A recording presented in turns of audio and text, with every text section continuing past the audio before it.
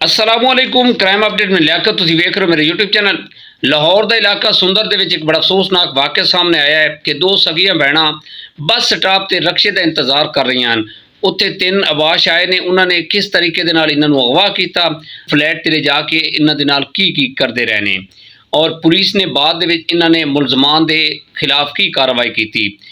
Overall मुकम्मल तफसील दे नाल डिस्कस करांगे। साडे चैनल सब्सक्राइब करो, बैल आइकन बटन प्रेस करो और कमेंट दे विच इज़हार ख्याल लाजमी करना जी। दोस्तों, लाहौर मुल्तान रोड ते सुंदर एयर है, उत्थे दो सगियां भैणां, एक दी उम्र 21 साल और एक दी उम्र 27 साल।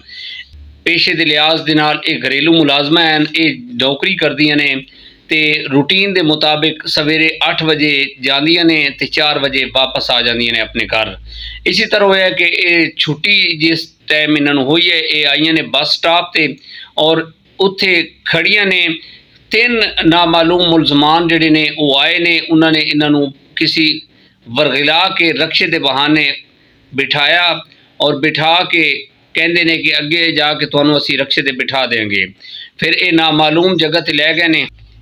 वो नामालूम जगह जिहड़ी है वो इन्होंने पहले तहैया किया हुआ सी, एक प्री प्लानिंग के जरिए इन्होंने एक फ्लैट जिहड़ा सी वो रेंट ते लेते हुए सी, इस फ्लैट ते लै गए ने और बारी बारी हवस का निशाना बनाते रहे ने।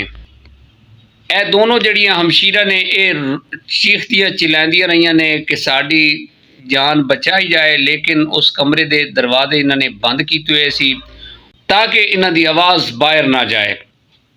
इतना सफाक मुलजमान ने बारी बारी हवस का निशाना बनाया और अपनी भड़ास करते रहे ने। काफ़ी घंटे इस फ्लैट के रहे ने। घर के इन्हां दे वालिद ने इन्हां नूं बड़ियां कालां कीतियां सी, लेकिन उन्होंने मोबाइल जिहड़े है सन वो अपने कब्जे च लैके बंद करा लिते सी। लड़कियां जिहड़ियां ने ये अपने घर काल ना करन। इन्हां दा जिहड़ा बाप है सी वो बड़ा परेशान है सी, वो जिथे काम करदियां सी उत्थे ही उन्हें चक्कर लाए सी, लेकिन उत्थे ये मौजूद नहीं है सन। उन्होंने गार्ड ने दस्सिया कि वो तो 4 बजे की छुट्टी करके चली गई सी। इन्हां सफाक मुलजमान ने अपनी खूब अग बुझाई, काफ़ी देर लगे रहे। जदों इन्हां लड़कियां की हालत गैर हो गई, काफ़ी घंटे तो बाद इन्हों वीराने वाली जगह ते सुट के ते फरार हो गए। बाद दे विच बंदे राहगीर जदों गुजरे, उन्होंने देखा है कि दो लड़कियां जड़ियां ने ये मुतासिर हालत दी विच पईयां ने, नेम बेहोशी की हालत विच। 1112 ते उन्होंने कॉल की, फिर 15 ते कॉल हो गई। पुलिस ने तहकीकात शुरू कर दित्तियां ने। रेस्क्यू वाले ने इन्हों चैकअप वगैरह करके फस्ट एड दी। उन्होंने हालत काफ़ी खराब है सी, उन्होंने करीबी जड़ा हॉस्पिटल है सी उत्थे शिफ्ट किया और पुलिस भी पहुँच गई हॉस्पिटल दे विच। उन्होंने ओवरऑल इन्हों के कोलों जदों इन्हां दी हालत ठीक हुई, ये कुछ होश च आईयां तो इन्हों के कोलों कुछ गल्लां बातां पुछियां, तफ्तीश की। फिर पुलिस जाए वकूअत गई, उत्थों कुछ मालूमात इकट्ठी कीतियां CCTV फुटेज के जरिए। यह वाक़या जो है ये 7 मई को होया है।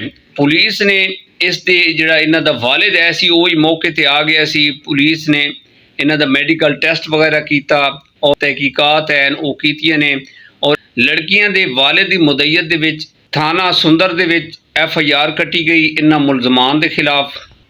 इस FIR दे विच जिहड़े मुलजमान नामजद किए गए सी और 3 नामालूम मुलजमान है सन।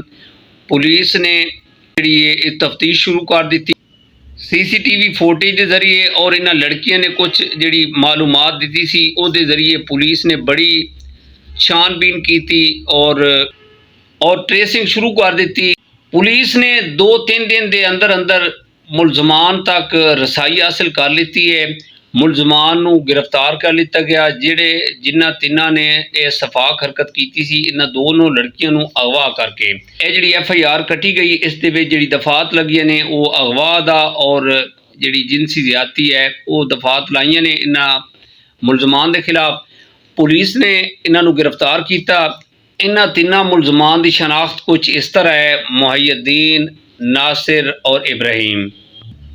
यह 3 मुलजमान है सन जिन्होंने इस मौके दे विच इन्हां लड़कियों नूं वरगिलाया, अगवा करके ते फ्लैट ते लै गए ने और उत्थे अपनी भड़ास कड्ढी।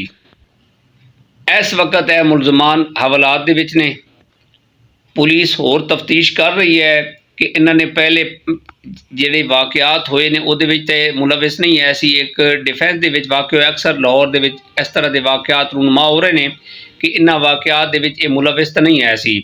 ਹੁਣ ਦੇਖਦੇ ਹਾਂ ਕਿ ਇਹਨਾਂ ਦਾ ਜਿਹੜਾ ਇਹ ਕੇਸ ਹੈ, ਜਿਹੜੀ FIR ਹੈ, ਇਹ CCD ਦੇ ਹਵਾਲੇ ਕੀਤੀ ਜਾਂਦੀ ਹੈ ਜਾਂ ਇਹਨਾਂ ਨੂੰ ਕੋਰਟ ਕਚਹਿਰੀ ਜਾਂ ਇਹਨਾਂ ਨੂੰ ਜੱਜ ਸਾਹਿਬ ਦੇ ਹਾਂ ਪੇਸ਼ ਕੀਤਾ ਜਾਂਦਾ ਹੈ। ਇਹਨਾਂ ਨੇ ਬਹੁਤ ਘਿਨੌਣੀ ਸਫਾਕਤ ਕੀਤੀ ਹੈ ਕਿ ਇੱਕ ਨਾਜਾਇਜ਼ फ़ायदा ਉਠਾਇਆ ਹੈ ਕਿ ਉਹ बेचारियां ਆਪਣੇ ਰੋਜ਼ਗਾਰ ਦੇ ਸਿਲਸਿਲੇ ਰੂਟੀਨ ਦੇ ਮੁਤਾबिक ਰੋਜ਼ਾਨਾ ਦੀ ਬੁਨਿਆਦ 'ਤੇ ਆਪਣੀ ਜੌਬ 'ਤੇ ਜਾ ਰਹੀ ਹੁੰਦੀਆਂ ਨੇ, ਵਾਪਸੀ ਰਕਸ਼ੇ ਦੇ ਜ਼ਰੀਏ ਘਰ ਜਾਂਦੀਆਂ ਨੇ। ਇਹਨਾਂ ਨੇ फ़ायदा ਉਠਾਇਆ।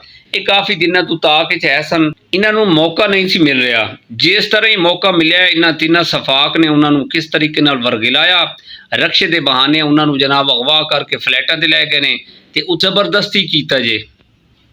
ਹੁਣ ਪਛਤਾਣਗੇ ਕਿ ਕਾਸ਼ ਇਸ ਤਰ੍ਹਾਂ ਦੀ ਹਰਕਤ ਅਸਾਂ ਨਾ ਕੀਤੀ ਹੁੰਦੀ।